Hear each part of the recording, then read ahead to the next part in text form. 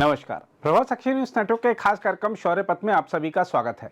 जब एक और पाकिस्तान ने सऊदी अरब के साथ अपने संबंधों को एक रणनीतिक रक्षा करार में बदलकर खाड़ी क्षेत्र की सामरिक दिशा में नई परत जोड़ी है, वहीं दूसरी ओर संयुक्त अरब अमीरात यानी यूएई की थल सेना के commander major general Yusuf Mayouf Saeed al Hallami की भारत यात्रा ने दक्षिण एशिया और मध्य पूर्व के सुरक्षा समीकरणों में एक अलग ही संदेश दे दिया है। 2 दिन की यह यात्रा भले औपचारिक रूप से सैन्य आदान प्रदान और प्रौद्योगिकी सहयोग की दिशा में आगे बढ़ने का प्रयास प्रतीत हो, किंतु इसके पीछे गहरे भू राजनीतिक निहितार्थ हैं। हम आपको बता दें कि भारत और यूएई के बीच सैन्य संवाद पिछले कुछ वर्षों में लगातार गहराए हैं। इस यात्रा में मेजर जनरल अल हल्लामी ने भारतीय थल सेना प्रमुख जनरल उपेंद्र द्विवेदी के साथ विस्तृत वार्ता की, जिसमें संयुक्त प्रशिक्षण, तकनीकी साझेदारी और सामरिक समन्वय के नए आयामों पर चर्चा हुई।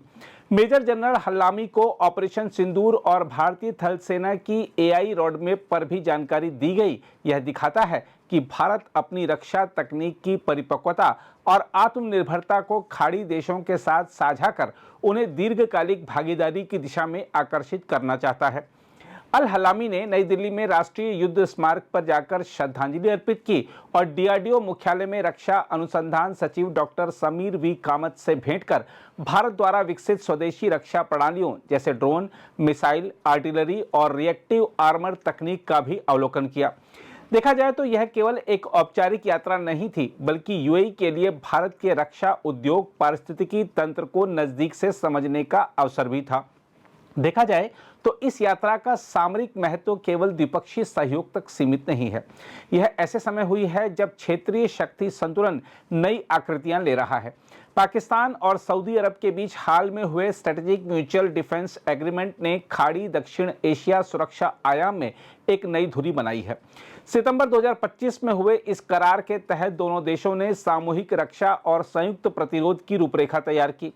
एक पर हमला, दोनों पर हमला की शर्त पर आधारित यह करार औपचारिक रूप से खाड़ी क्षेत्र में पाकिस्तान की सैन्य उपस्थिति और प्रभाव को संस्थागत स्वरूप देता है। इस तरह पाकिस्तान न केवल सऊदी रक्षा ढांचे का सहयोगी बन रहा है, बल्कि गल्फ कोऑपरेशन काउंसिल के सामूहिक सुरक्षा तंत्र में परोक्ष रूप से शामिल भी हो गया है। इस पृष्ठभूमि में यूएई की भारत के साथ बढ़ती सामरिक निकटता एक प्रतिपक्षी ध्रुव का निर्माण करती दिखती है, जो संतुलन की राजनीति का उदाहरण है।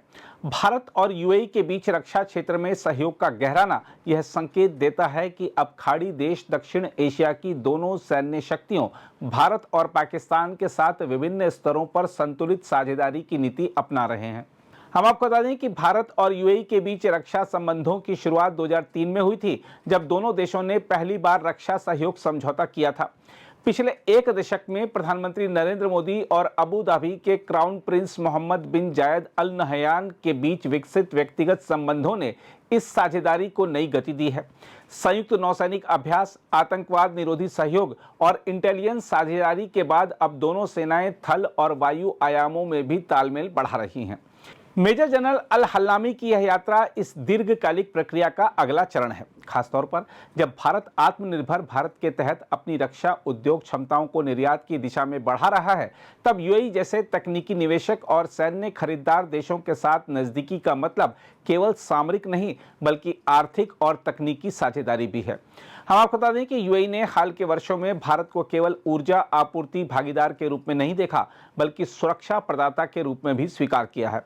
हिंद महासागर क्षेत्र में समुद्री सुरक्षा, एंटी पायरेसी ऑपरेशंस और पश्चिमी एशिया के तटवर्ती मार्गों की निगरानी में भारत की भूमिका बढ़ रही है। दोनों घटनाओं को यदि समानांतर रखकर देखा जाए तो खाड़ी क्षेत्र की सामरिक द्विध्रुवीयता स्पष्ट होती है। जहां पाकिस्तान सऊदी करार मुख्यतः पारंपरिक सैन्य गठबंधन की दिशा में कदम है, वहीं भारत यूएई संबंध बहुआयामी रणनीतिक साझेदारी का उदाहरण है, जो रक्षा, प्रौद्योगिकी, उद्योग और क्षेत्रीय स्थिरता सभी को साथ जोड़ती है। सऊदी पाक करार का स्वरूप नाटो जैसे कलेक्टिव डिफेंस पैक्ट की तरह है, जिसका उद्देश्य संभावित खतरों से पारस्परिक सुरक्षा सुनिश्चित करना है। इसके विपरीत भारत यूएई सहयोग कलेक्टिव ग्रोथ एंड सिक्योरिटी की अवधारणा पर आधारित है, जिसमें दोनों देश शांति, नवाचार और आत्मनिर्भरता के जरिए क्षेत्रीय स्थिरता में योगदान देना चाहते हैं। भारत खाड़ी देशों के बीच किसी सैन्य ब्लॉक का हिस्सा नहीं है, लेकिन वह नेट सिक्योरिटी प्रोवाइडर के रूप में स्वीकार्य बन रहा है, यह स्थिति पाकिस्तान के मुकाबले एक सॉफ्ट पावर लाभ प्रदान करती है। देखा जाए तो यूएई कमांडर की भारत यात्रा केवल द्विपक्षीय संबंधों का प्रतीक नहीं, बल्कि मध्य पूर्व की नई सुरक्षा संरचना का संकेत भी है। भारत की रक्षा प्रौद्योगिकी और सामरिक विश्वसनीयता तथा यूएई की आर्थिक राजनयिक लचीलापन दोनों मिलकर एक ऐसा साझेदारी मॉडल बना रहे हैं जो खाड़ी क्षेत्र को अमेरिकी या चीनी प्रभाव से परे स्वायत्त सामरिक निर्णय क्षमता की दिशा में ले जा सकता है।